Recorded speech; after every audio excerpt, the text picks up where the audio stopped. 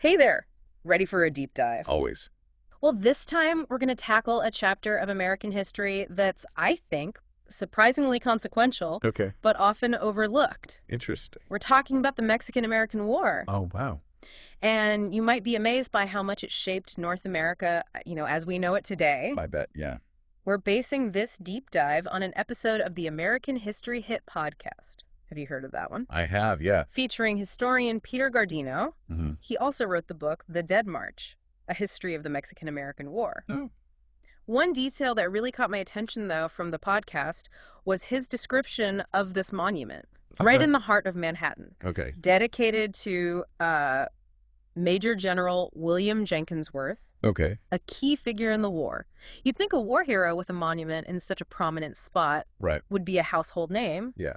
but most people have never even heard of him. That's true. It's amazing. It is. So our mission today is to uncover why this war matters. Exploring the causes, the key players, and those ripple effects that still resonate today. Let's get started. Now, when we think about this era, Mm-hmm. the idea of manifest destiny often comes to mind. Right. That belief that the U.S. was destined to expand across the continent. Right. Right. But here's where it gets interesting. Okay. Not all Americans were gung-ho about westward expansion. Did you realize there was actually significant pushback against the idea? Well, absolutely. It wasn't this universally accepted notion. Okay. While Democrats, Westerners, and Southerners were generally eager to acquire more land, Mm-hmm. driven, in part by the expansion of slavery and agricultural interests. Right. Think of the demand for fresh soil for cotton crops. Yeah. Many Whigs and Northerners, particularly in the Northeast, Yeah. saw things differently. They were more focused on commercial expansion Yeah. and feared the potential consequences of growing too quickly. It's almost like we tend to romanticize this period. Yeah. Imagining everyone united behind this idea of manifest destiny, Right. but the reality was much more divided. Definitely. And those divisions highlight the complex mix of motivations behind westward expansion. Right. Right. It wasn't simply a matter of fulfilling some preordained destiny. Wasn't just this, straight line. Exactly. Now let's talk about Texas, Okay. the spark that ignited the conflict. Okay. It's crucial to remember that Texas was initially part of Mexico, Right. then became an independent republic, Right. and finally in 1845 was annexed by the U.S. Right. But this annexation wasn't a simple, Yeah. universally celebrated event, was it? Not at all. I mean, Texas actually sought annexation partly due to, fears of a Mexican invasion Oh, okay. and the desire for greater security and economic opportunities. Makes sense. The annexation was highly controversial within the U.S. itself, Interesting. with many Northerners opposing it, fearing it would lead to war with Mexico Yeah. and potentially expand the institution of slavery. Mm-hmm. And of course, Mexico itself never recognized Texan independence Right. and saw the annexation as a direct provocation. Oh, wow. So President Tyler, who orchestrated the annexation, was essentially walking a tightrope, Yeah. trying to appease expansionists All right. while navigating those strong opposing views, It was. both domestically and internationally. And he cleverly used a joint resolution to bypass opposition in the Senate. Oh, how so? So instead of needing a two-thirds majority vote for a treaty, Uh-huh. he only needed a simple majority Okay, from both houses of Congress combined, I see. which was easier to achieve. Yeah, that's a pretty slick maneuver, It is. even if it might have been viewed as circumventing the traditional process. Right. Exactly. And this move set the stage for President Polk, who took office soon after, Right. to escalate the situation even further. Polk was a staunch expansionist Okay. who saw Texas as a stepping stone to acquiring vast territories in the Southwest, including California. He believed a war with Mexico would be a quick and decisive way to achieve those goals. So he wasn't just passively accepting the annexation. No. He was actively seeking to capitalize on it, Exactly. to expand U.S. territory. Exactly. And a key part of his strategy was focusing on this disputed border area Right. between the Nueces River, Mhm. which Mexico recognized as the Texas border, Right. and the Rio Grande, claimed by the U.S. and Texas. Exactly. Polk intentionally sent General Zachary Taylor and U.S. troops into this disputed territory, He did. essentially daring Mexico to respond. Yeah. That's surprising. I always thought the war was mainly driven by manifest destiny, Mm-hmm. but it seems like there were more calculated motives at play. Yeah, A deliberate attempt to provoke a conflict it seems so. and seize land. The role of manifest destiny in shaping public opinion can't be discounted, but Sure. Polk's actions certainly suggest a more calculated approach to territorial expansion. It makes you wonder if the war was inevitable, given the tensions over Texas, or if it could have been avoided if different choices had been made. It's a question historians continue to debate. Yeah.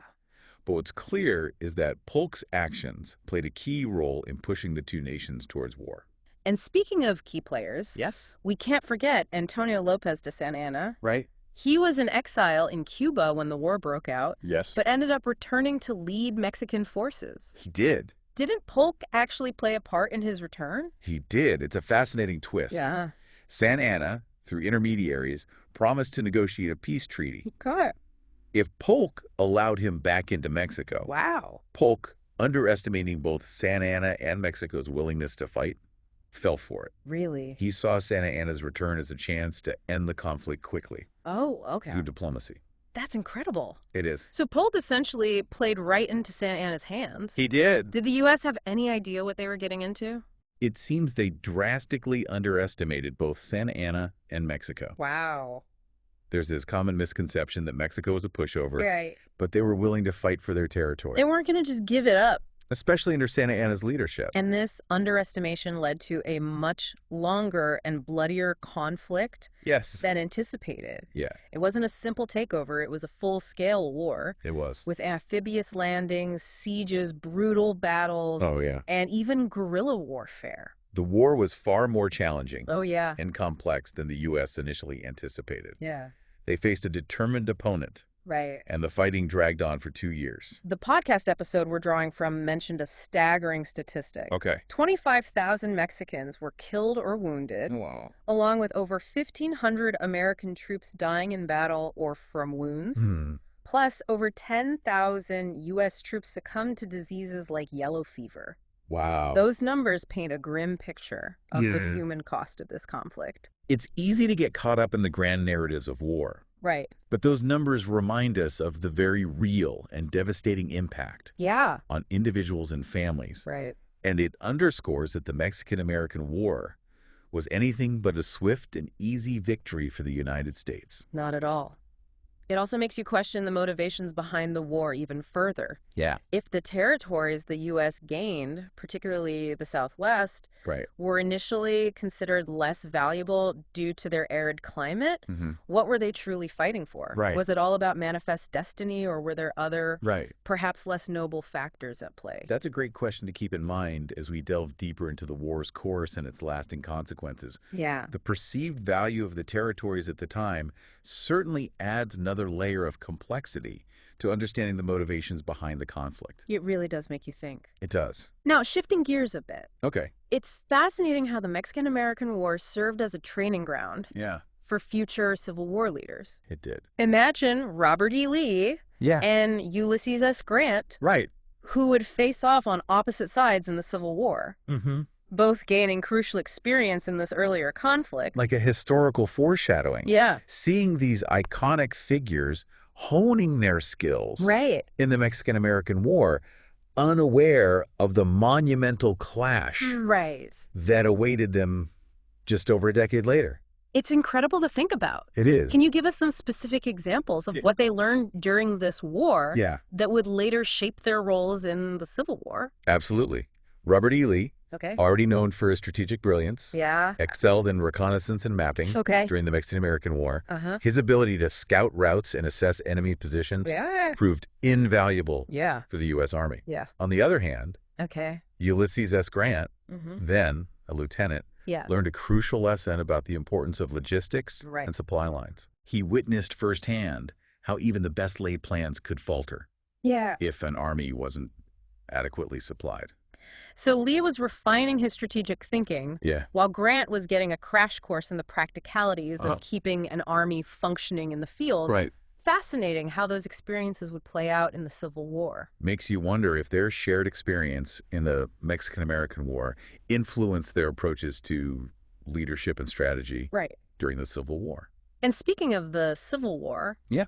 It's striking that Grant later reflected on the Mexican-American War Boy. with a sense of guilt. Oh, well. In his memoirs, he wrote that he believed the Civil War was a karmic consequence Wow. for the U.S. invasion of Mexico. That's a powerful statement, especially coming from someone who played such a pivotal role in both conflicts. It is. It suggests a deep reflection on the morality of war Right. and the unintended consequences of expansionist policies. It certainly challenges the idea of the Mexican-American War It does. as a straightforward, glorious victory. It reminds us that history is rarely simple, Right? and that even seemingly successful military campaigns can have long-lasting and often unforeseen repercussions. Now, after 2 grueling years of fighting, Yes. the U.S. ultimately emerged victorious, Yeah. leading to the Treaty of Guadalupe Hidalgo in 1848. Right. This treaty had a profound impact It did. on the map of North America, didn't it? It dramatically redrew the borders. Yeah. Under the treaty, Mexico was forced to cede a vast swath of territory to the U.S., land that now encompasses California, Nevada, Utah, Arizona, New Mexico, Wow. and parts of Colorado. Okay. In exchange, Mexico received a paltry $15 million, Okay. and the U.S. assumed some of its citizens' claims against the Mexican government. That sounds like a lopsided deal, It was. to say the least. Yeah. Mexico essentially lost half of its territory. The treaty reflects the power imbalance Yeah. between the two nations at the time. Mexico had been weakened by years of internal conflict and economic instability, Okay. while the U.S. was riding a wave of expansionist fervor. And the treaty's impact went beyond the redrawing of boundaries. Absolutely. It also had significant consequences Yeah. for Mexican citizens living in the ceded territories, didn't it? Absolutely. The treaty included provisions Okay. guaranteeing those citizens' property rights Okay. and cultural freedoms. Yeah. But the U.S. Senate, Okay. in a move that underscores the power dynamics at play, Right. stripped those protections from the final version. Really? This left Mexican citizens vulnerable to discrimination, land seizures, Wow. and cultural suppression. So not only did Mexico lose a huge chunk of its territory, Right. but its people who remained in those areas were Yeah. also left at the mercy of a government that had just conquered their land. It's a sobering reminder of the human cost of war Yeah.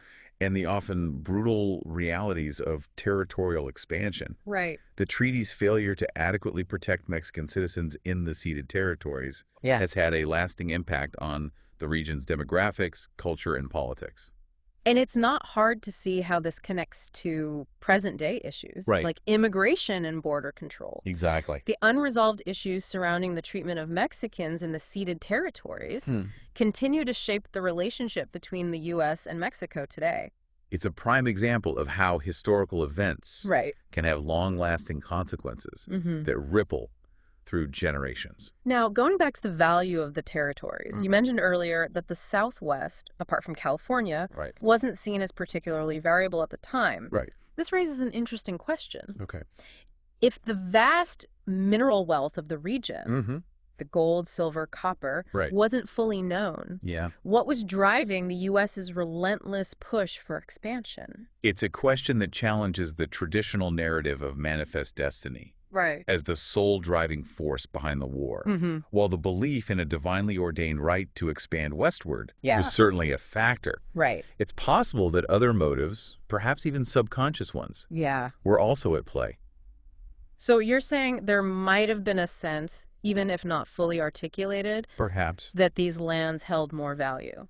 It's intriguing to consider the potential role of economic interests, Okay? even if not fully understood or acknowledged at the time. It's like a historical puzzle, Exactly. trying to piece together the various motivations and factors Right. that led to such a consequential conflict. And the Mexican-American War is a reminder that history is rarely straightforward. Yeah. It's a tapestry woven with complex threads of ideology, ambition, economics, and human choices, Right. each influencing the other in ways that can be difficult to fully untangle. Speaking of ambition, Yes. the discovery of gold in California, Right. just a year after the treaty was signed, seems almost too perfect, doesn't it? It does. Imagine if that discovery had happened before the war. Do you think it would have changed the U.S.'s approach to acquiring those territories? It's fascinating to speculate about. If the gold rush had preceded the war, Yeah. it's likely that the U.S. would have been even more determined Right? to seize control of California, potentially leading to an even more aggressive and ruthless campaign. And that raises another interesting point. Okay. The lack of established infrastructure Yeah. and the challenges of developing such an arid region Right. meant that the U.S. needed a large labor force A joke. to exploit those newfound riches. Which brings us to another layer of complexity. Okay. The U.S. ended up relying heavily on Mexican labor Wow. to develop the very territories it had just conquered. That's ironic. The irony is striking. A war fought to acquire territory viewed as sparsely populated and of limited value, ultimately dependent on the labor of the very people who had been displaced. That's a powerful insight. It shows how the war created a complex and ironic dynamic, with the U.S. becoming reliant on the people it had dispossessed to extract the wealth from the land it had taken. It adds another layer of nuance to the consequences of the conflict, doesn't it? Absolutely. It highlights the interconnectedness of history and how actions taken in the past can have unintended and often ironic consequences in the future. It also makes you wonder how those power dynamics and economic realities continue to shape the relationship between the U.S. and Mexico today. It's a question worth pondering. The legacy of the Mexican-American War is woven into the fabric of both nations, influencing everything from border policies to cultural identities to economic ties. It really makes you appreciate how much history, continues to shape our world. It does. This isn't just a story about events from the 1840s. Yeah. It's about understanding the roots of issues we're still grappling with today. Exactly.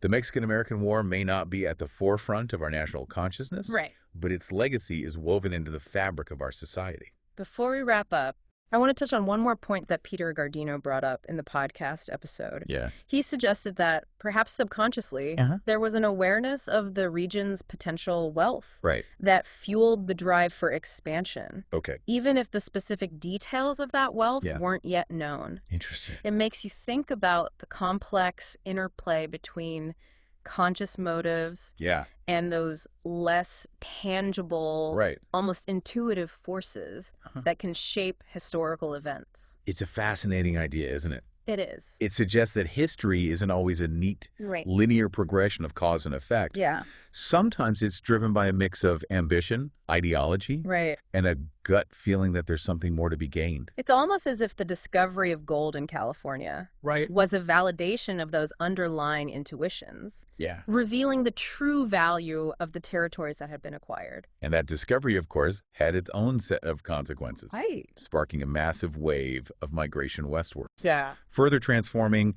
the demographics and economy of the region. It's like a chain reaction. Yeah. One event leading to another, each shaping the course of history in ways that can be difficult to predict. It certainly makes you appreciate the complexity of historical analysis, doesn't it? Oh, yeah. There's always more to uncover, more layers to peel back, more perspectives to consider. Well, for those who want to delve even deeper Okay. into this fascinating and often overlooked chapter of American history, Right. I highly recommend checking out Peter Gardino's book, Yeah. The Dead March. It's a good one. It's a really insightful and nuanced look at the war, Yeah. its causes, and its enduring legacy. I second that recommendation. Yeah. Gardino's book is an excellent resource for anyone wanting to go beyond the simplified narratives Right. and grapple with the complexities of this pivotal period in American history. And as we wrap up this deep dive, Okay. I'm left pondering a question that we've touched on throughout our conversation. Considering the complex mix of motives, the human cost, and the long-lasting consequences, Right. do you think the legacy of the Mexican-American War is ultimately one of progress or one of exploitation? Oh, that's a tough one. It's a challenging question. It is. And there's no easy answer. Right. But I think it's one worth reflecting on Yeah. as we continue to grapple with the war's impact on our world today. It's a great question to leave our listeners with. It is. Mexican-American War, though often relegated to a footnote in our history books, Yeah. continues to shape our understanding of national identity, Right. territorial expansion, and the complex relationship between the U.S. and Mexico. It's a reminder that history is never truly settled. It's an ongoing dialogue, a continuous process of questioning and reevaluation. Well, thanks for joining us on this deep dive. Absolutely. We hope you found it insightful and thought-provoking. I did. Until next time, keep exploring, keep questioning, and keep learning.